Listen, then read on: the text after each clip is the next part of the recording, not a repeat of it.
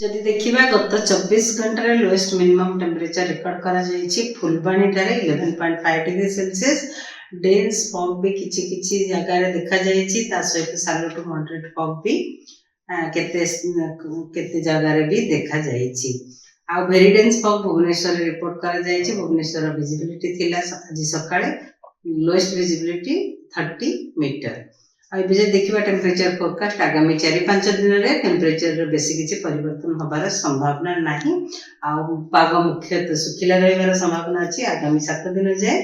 ता सहित जब देखा कटक और भुवनेश्वर रे कटक रे मैक्सिमम टेम्परेचर रिकॉर्ड करा 29.5 degree Celsius, minimum temperature 18.0 degree Celsius. ता सहित भुवनेश्वर 31.0 डिग्री सेल्सियस खाली संध्या रिकॉर्ड करा मैक्सिमम टेम्परेचर और मिनिमम टेम्परेचर रिकॉर्ड करा 17.8 डिग्री सेल्सियस।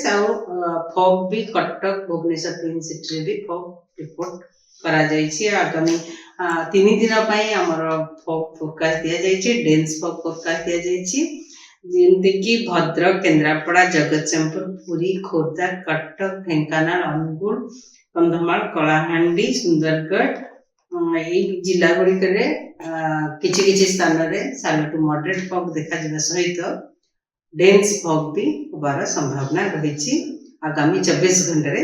तापर जदि देखिबा 26 तारीख 27 तारीख को भी फॉग कंटिन्यू करिवो कोस्टल डिस्ट्रिक्ट रे मोस्टली जेमती कि भद्रक, केन्द्रापड़ा, जगतसिंहपुर, पुरी, खोर्धा, कटक, गंजाम, गजपति एवं कलाहांडी, कंधमाल, सुंदरगढ़ रे भी डेन्स फॉग रहबार संभावना रही।